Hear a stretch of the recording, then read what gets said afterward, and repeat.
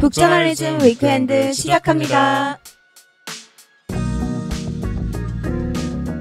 안녕하세요. 현재를 해설하고 미래를 전망하는 소식을 살펴보는 위크엔드. 이번 이야기는 이형구 에디터가 준비했습니다. 어떤 이야기인가요? 네. 소식 전하기에 앞서서 두 분한테 묻고 싶은 게 있는데 혹시 해리맴 씨랑 아람 에디터는 전자책이나 오디오북 같은 거 이용해 보신 적 있으세요?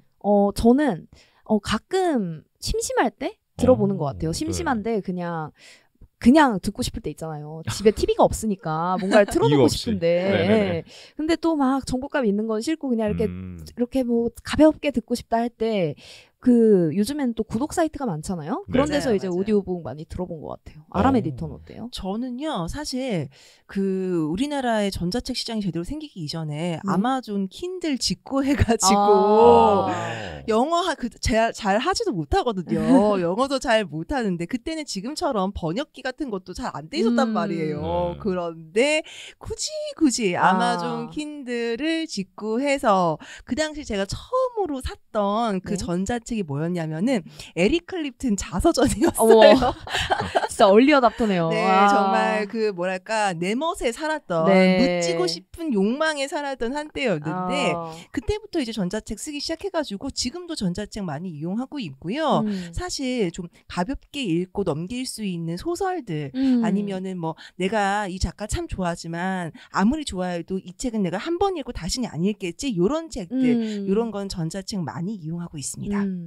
저는 어떤 온라인 서점에서 잠깐 일한 적이 있는데 거기서 그 이북 유저가 생각보다 좀 많다는 거에 놀랐어요. 그래서 한두 번 이용해 본 적이 있는데 이 이북 리더기도 저는 그거 굳이 왜 쓰나, 이거 폰으로 보는 게 엄청 좋아요. 네, 진짜 몰랐는데 확실히 다르더라고요. 일단 눈이 안 아파요. 그죠? 실제 종이책 보드 디스플레이가 구성돼 있기도 하고 또 다른 앱이 없으니까 책 자체에 좀 집중해서 읽을 수 있다는 점이 좋더라고요. 게다가 이제 그 읽어주는 기능이나 오디오북 같은 거는 사실 제가 이용한다기보다 한번 그쪽으로 일해볼까 하는 요량으로 좀 찾아봤었어요. 이 성우 같은 거 해볼까 알아봤는데 당시에는 이제 시장이 너무 작아가지고 해볼 만한 일이 많이 없더라고요.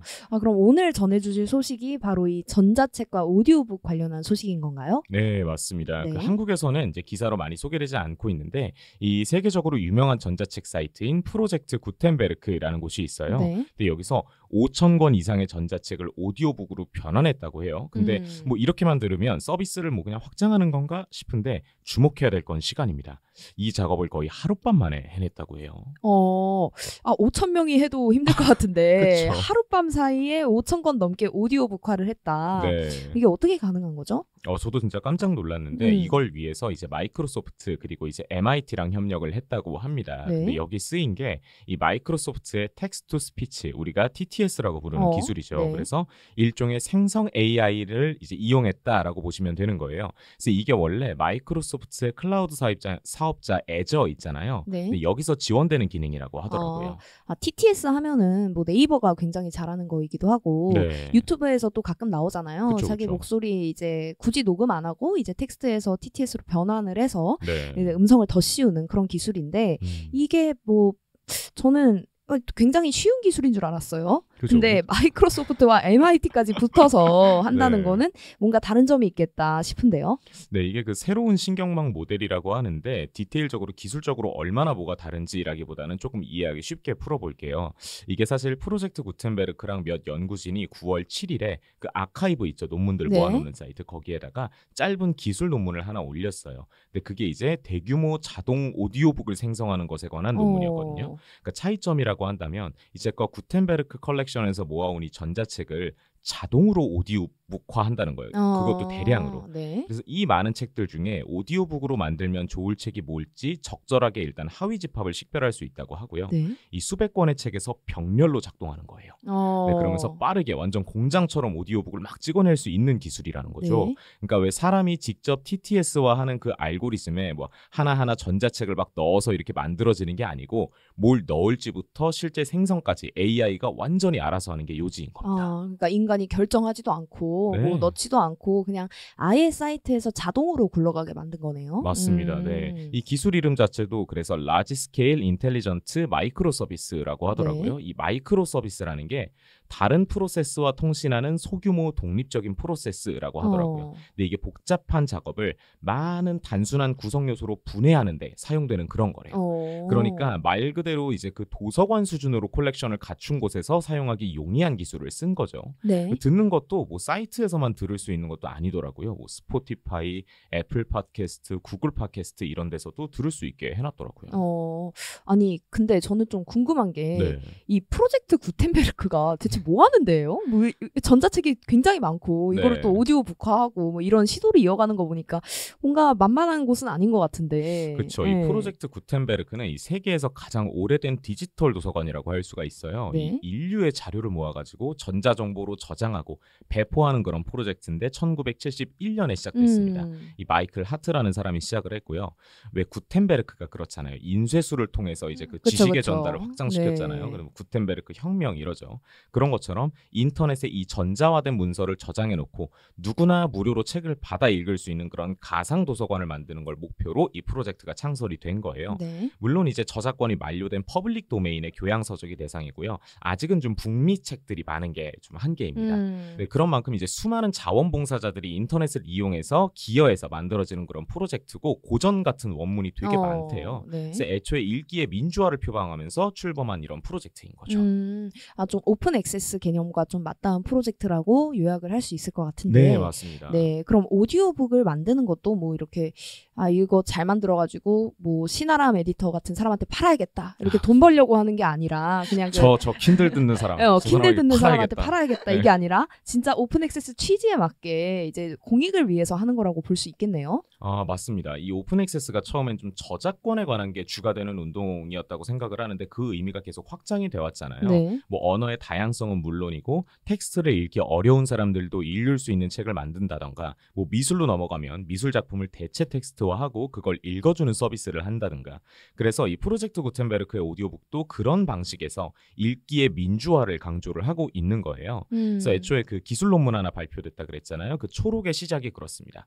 이 오디오북은 문학 작품의 접근성을 극적으로 향상시키고 독자 참여를 향상시킬 수 있다. 이러면서 이제 얘기를 하고 있어요. 네, 이게 취지가 변화한 것도 있지만 그 구텐베르크잖아요. 애초에 네네네. 이름이 그런 것처럼 기술의 발전, 뭐 인쇄술의 발전처럼 네. 이런 기술의 변화 엮어서 봐도 흥미로울 것 같아요. 네, 맞습니다. 이 아무래도 기술 발전과 괴를 같이 하는 그런 측면이 있죠. 이 기술적인 변화 과정이 어땠을지 살펴보면 아마 처음엔 좀 그랬을 거예요. 저작권이 만료된 책이 있다고 할 때 종이 스캔하듯 아마 사진으로 올렸겠죠. 그거 정말 제가 싫어하는 건데. 네. 그렇죠. 아니면은 뭐 자원봉사자들이 막 여러 명이서 이제 뭐 직접 입력을 한다든가. 너무 힘들죠. 그렇죠. 그런 방식으로 아마 디지털 텍스트를 구현할 수밖에 없었을 것 같은데 그러다가 이제 1990년대 들어서는 스캐닝과 이 OCR 기술이 많이 발달을 했잖아요. 네. 그러다 보니까 이제 이 창립자 마이클 하트가 이런 좀 시스템을 생각을 해놓은 거예요. 이제 컴퓨터 제조회사에서 스캐닝 장비를 여러 대 기증을 받아가지고 문서를 스캐닝하고 이 OCR 소프트웨어로 이를 텍스트화하는 작업을 구축을 했다고 해요. 그래서 이게 지금까지 사용되는 이 주요한 작업 프로세스라고 합니다. 네. 근데 이거 보니까 저는 최근에 그 SBS 스브스 프리미엄이랑 저희 종이책 냈잖아요. 거기서 제가 맡은 책이 리디파이닝이라고 스타트업 인터뷰한 책이었는데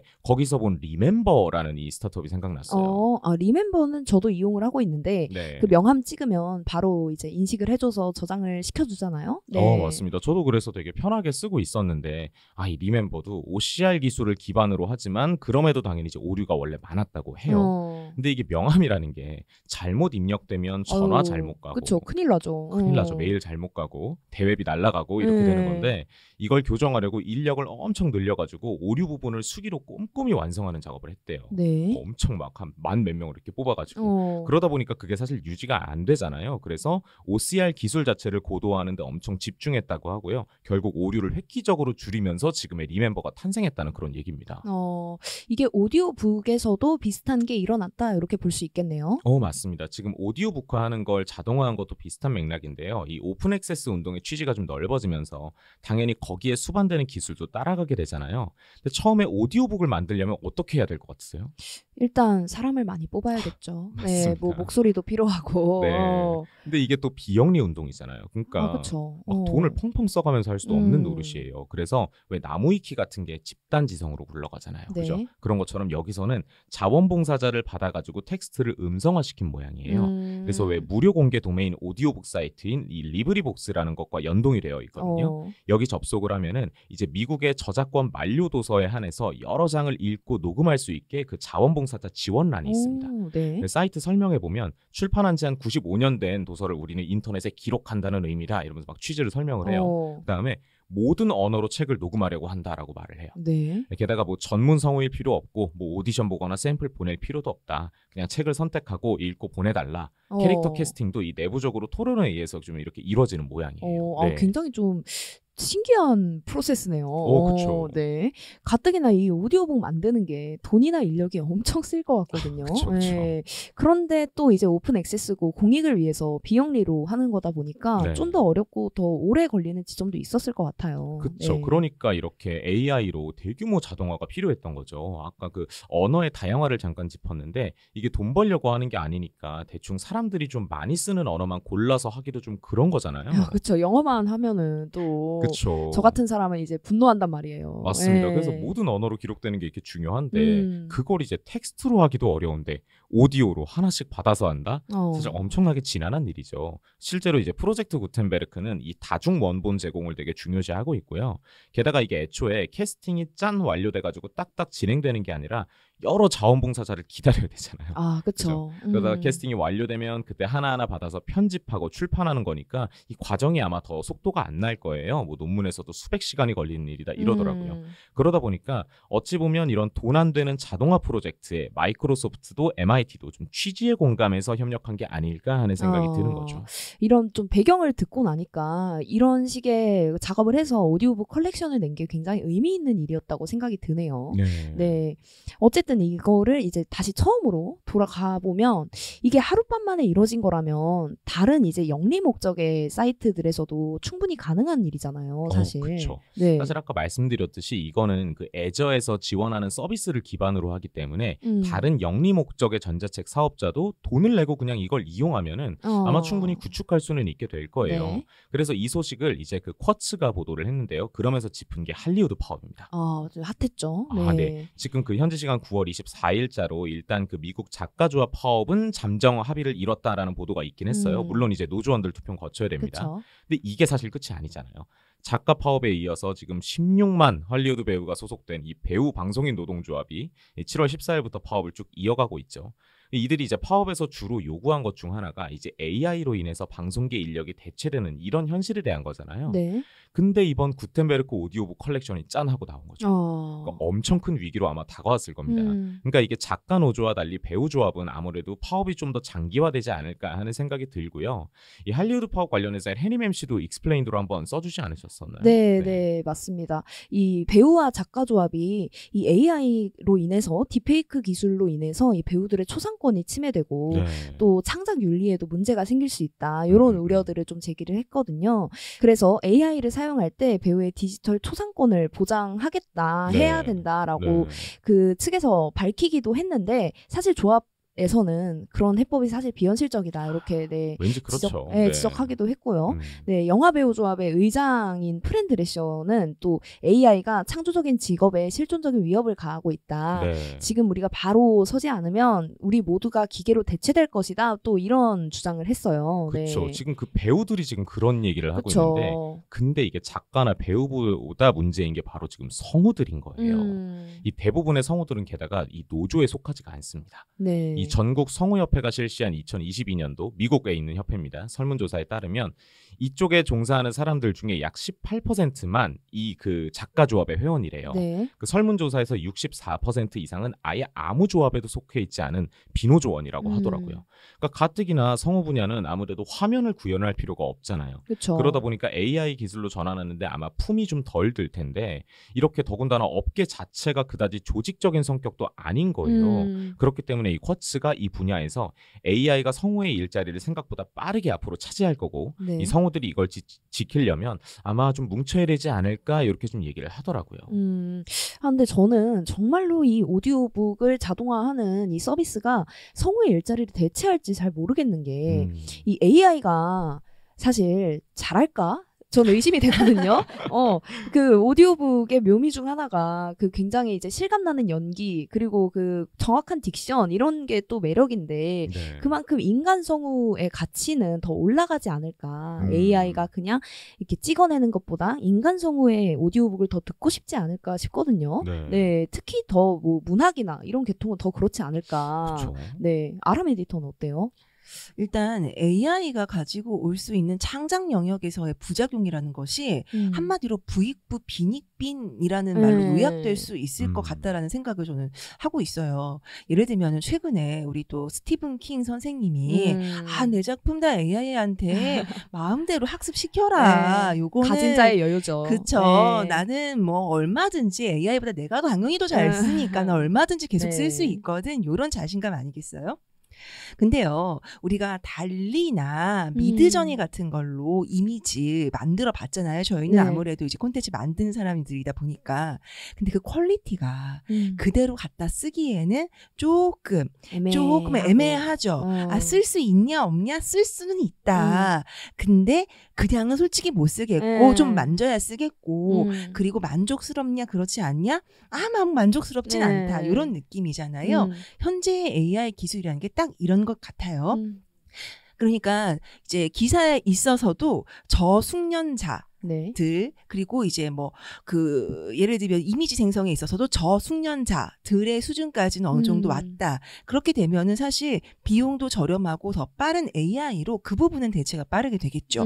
성우나 음성의 부분도 마찬가지일 거라고 생각을 해요. 하지만 그렇게 되면 반대급부로 뭐라고 해야 될까요? 진짜 좀 고품질을 원하는 시장, 고퀄리티를 원하는 시장에서는 AI보다는 사람이 만져주고 감성을 한 방울 떨어뜨려주는 게 유리할 수 있겠죠. 근데 그 시장의 가치가 어느 정도 확보될 것인가 그리고 가격대가 어느 정도 형성될 것인가는 조금 더 시장을 지켜봐야 될 것 같고요. AI 기술의 그 발달 그 정도에 따라서 또 그 시장이 변화하지 않을까라는 생각도 듭니다. 저도 아람 에디터랑 비슷한 생각인데요. 이거를 그 시장 논리로 한번 이렇게 다시 좀 풀어볼게요. 아마 인간 성우의 가치는 당연히 올라갈 겁니다. 근데 이건 인건비 상승을 아마 의미를 하게 되겠죠. 그렇게 되면 인간을 쓰는 옵션 자체는 굉장히 고급화가 되겠죠. 그렇게 되면 재화의 가격보다 인건비가 월등히 비싼 일이 생길 텐데 엄청난 베스트셀러가 아닌 다음에야 인간 성우를 쓸 수가 없게 될 겁니다. 그럼 당연히 일자리나 일거리는 줄어들 거예요. 그리고 엄청난 성우들만 살아남게 되겠죠. 그렇게 되면 저변이 무너질 거예요. 저변이 무너지면 다음 세대가 양성이 되지 않겠죠. 그러니까 AI가 어떤 분야의 노동을 대체한다는 게 거의 지금 이 말씀하신 이런 흐름 같아요. 부익부 빈익빈이 이런 얘기죠. 그러다 보니까 일단 이 비용에서 AI를 감당할 수 없는 이거를 극복하지 않으면 사실상 대체가 어쩔 수 없이 일어나지 않을까 싶고요. 게다가 요새 기술이 꽤 발전하다 보니까 이 맞춤 설정 같은 것도 되게 많이 나온대요. 이 프로젝트 구텐베르크 오디오북 컬렉션 있잖아요. 여기 사용된 기술도 시나리오에 맞게 특정 어휘 같은 것들을 이제 설정한 다음에 거기다가 발음, 높낮이, 속도, 일시정지, 억양 이런 음성 매개 변수를 제어할 수 있다고 하더라고요. 물론 뭐 인간 성우에 비하면 아직 한참 멀었을 거고 좀 그만큼 할 수 있을지는 의문이지만 어쨌건 기술도 꾸준히 계속 발전하고 있다 이겁니다. 뉴스 시장에서도 비슷한 흐름이 나타나고 있잖아요. 뭐 기자의 취재는 여전히 소중하지만 사실 전달, 뭐 주가 변동, 날씨 이런 기사들은 대부분 요새 AI가 많이 맞더라고요. 네. 그렇죠. 그래서 앞서 이제 프로젝트 구텐베르크가 이제 AI로 오디오북화하는 것의 의미를 짚었는데 이건 확실히 저는 그래서 이런 면에서 의미가 있다고 생각을 해요. 그러니까 뭐 성우를 쓰기에는 경제적이지 않고 자원봉사로만 유지하기에는 시간이 너무 오래 걸리는 분야에 대해서 이 AI로 문제를 해결한 거기 때문이죠. 그래서 이제 뭐 뉴스 같은 것도 그렇잖아요. 그런 부분을 AI로 대체한 건 저는 잘했다고 생각이 들거든요. 어떻게 생각해보면 비용을 줄인 거니까요. 그래서 저는 이런 점에 좀 주목할 필요가 있다고 생각을 해요. 사실 AI 옹호론자들의 논지가 주로 그렇잖아요. 이제 기술 발전은 필요하지만 잘 쓰는 게 중요하다 이런 얘기를 하죠. 그런 점에서 좀 다양한 언어로 또 책을 읽기 어려운 분들에게 이렇게 오디오북을 제공한 사례가 좀 굉장히 의미 있지 않나 이런 생각이 듭니다. 네, 프로젝트 구텐베르크의 오디오북화에 대해서 이야기 나눠봤습니다. 그럼 오늘의 위크엔드는 여기서 마무리합니다. 내일은 제가 준비했는데요. 최근 정부가 과학, 이공계 분야 R&D 예산을 삭감한다고 해서 논란이 많습니다. 내일은 이 R&D 예산 삭감과 대학원의 문제를 낱낱이 파헤쳐 봅니다. 기대 많이 해주세요. 북저널리즘 위크엔드는 북저널리즘 웹사이트와 애플 팟캐스트, 스포티파이, 네이버 오디오 클립 그리고 유튜브에서도 만나보실 수 있습니다. 그럼 내일도 위크엔드에서 만나요.